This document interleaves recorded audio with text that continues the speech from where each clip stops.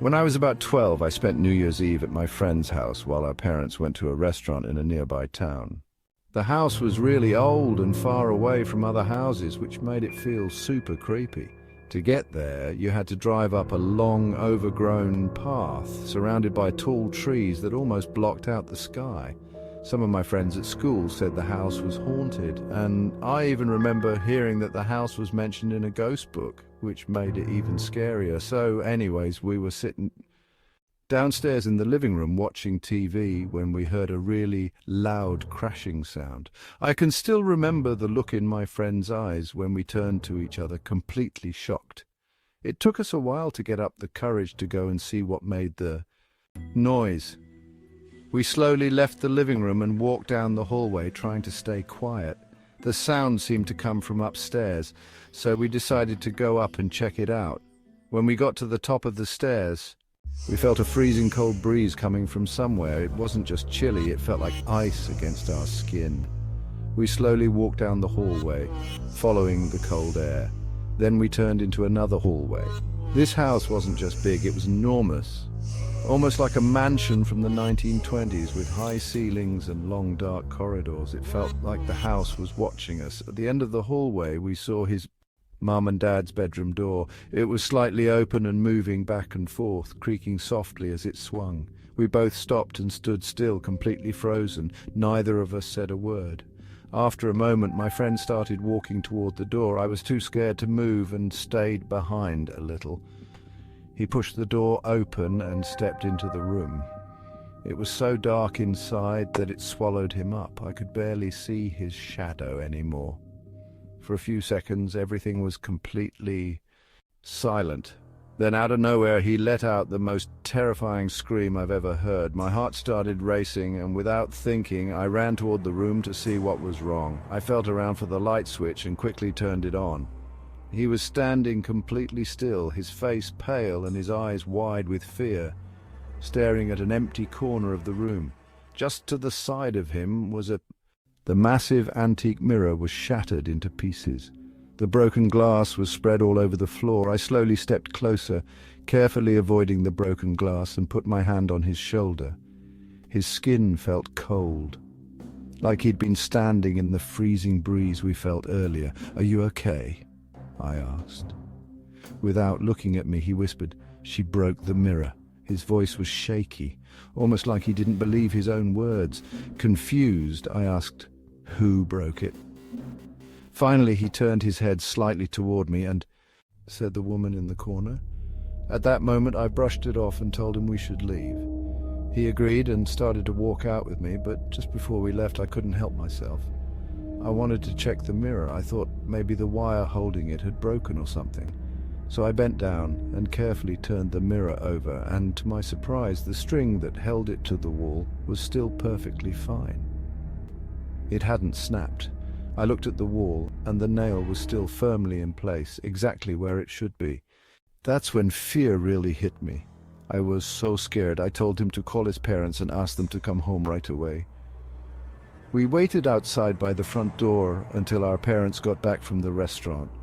When they arrived, my dad and his dad went straight upstairs to check the bedroom. They saw the broken mirror but didn't take us seriously. They said we were probably messing around and playing a game that got out of hand. The scariest part is this: I'm 24. Now, and recently, I was chatting with my mum about random things. Since New Year's is coming up, that night from years ago came up in the conversation. I decided to tell her the full story about what happened. After I finished, she looked at me and said, "I believe you. Your friend's mom told me something a few days after." At night, she said she saw a woman in her bedroom standing there, and the woman told her to leave the house.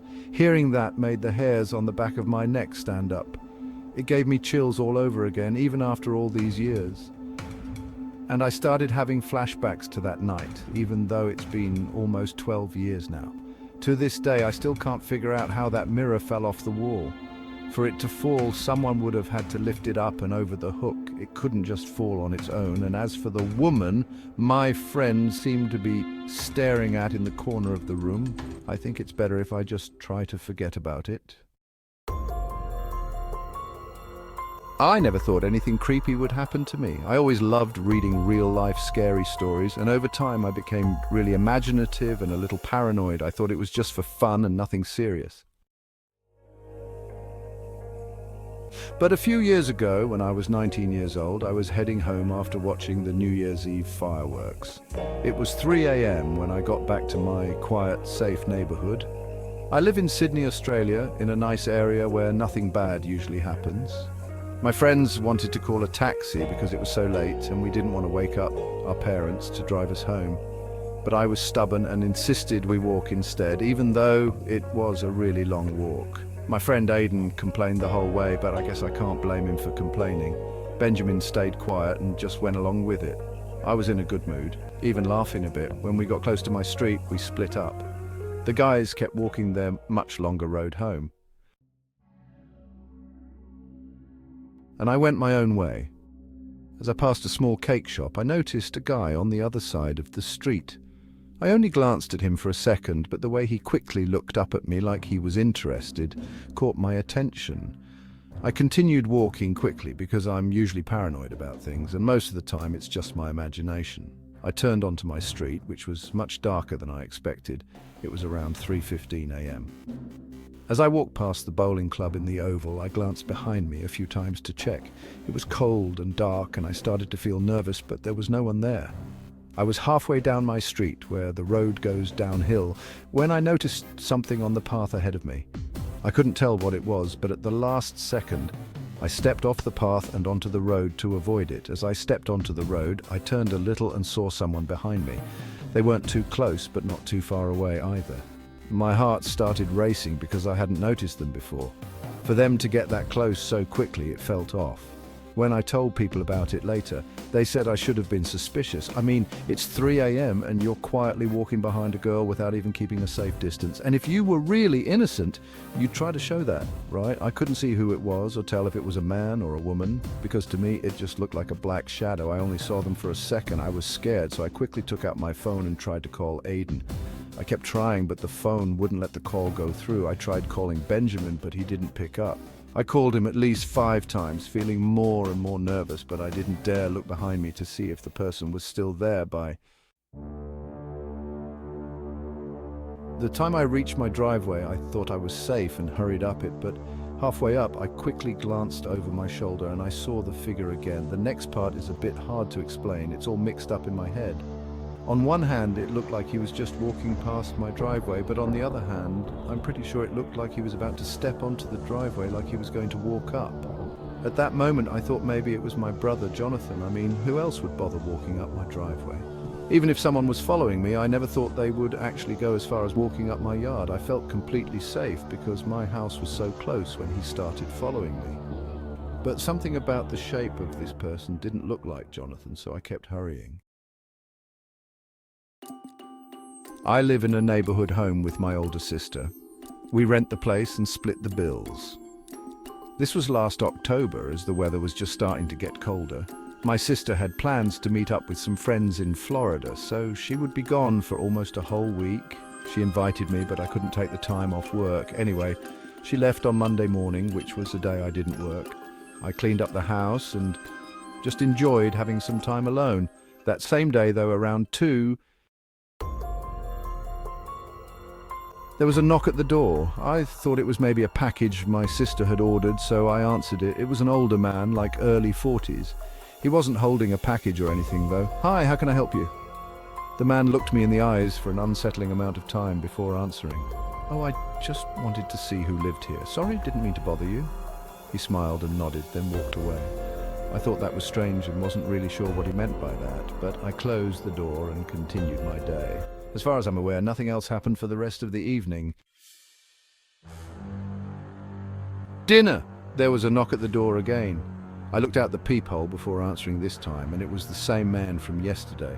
He was easy to recognize because he wore the same exact clothes. I opened the door, though I was a bit more hesitant this time, only cracking it open. "Is everything okay?" He smiled and said, of course, as if I was being silly for asking that. He then said he was just checking in on me. The way he said it was like he was expected or something. "Oh, are you a neighbor of mine?" "I didn't know," I said, assuming he must be one of those older, nosy neighbors. It still would be strange for him to check in on me, but it would explain it. Oh no, I wish. Just walking around, he said. He was really starting to creep me out now, so I said I was fine and closed the door. I waited for him to leave my porch, then went back to cooking. I texted my sister that night, asking if she'd ever encountered that man, but she said no. I was paranoid the rest of the night. I felt safe inside my home. All the doors were locked and everything, but I also felt like I was being stalked and watched. What could that man possibly want that wasn't something creepy? The night passed again with no more signs of him, and same with the following day. He didn't knock on the door, and I had hoped it might actually be nothing to worry about. The day after, I had off work, and every so often I'd peek out the windows just to be cautious, but I never saw anything. Around 8, I was watching TV when I heard something scrape against the outside of the house. It sounded like a stick scratching along the siding. I quickly got up and opened the blinds, seeing the bush right under the window shaking, and faintly I could hear footsteps running away. I couldn't see anything else in the dark, though. I felt like I was going to throw up. Surely it was the same man. But how long was he there? Was he sitting in the bushes trying to watch me through the window? I was so out of it I didn't know what to do and ended up calling my sister. Luckily for me, she picked up. I tried to explain to her what was going on, but I think I was talking too fast for her to understand. And midway through the conversation, there was a knock at the door. I didn't answer, but the man started calling out and knocking louder. He asked me to let him in and tried to guilt-trip me by saying he was injured. Then he made excuses for being outside my home and started apologizing for everything. He continued to bang on the door. It was creepy and disturbing how desperate he was for me to open the door. Clearly something was wrong with him. My sister told me to call 911 immediately, so I hung up and did as she said.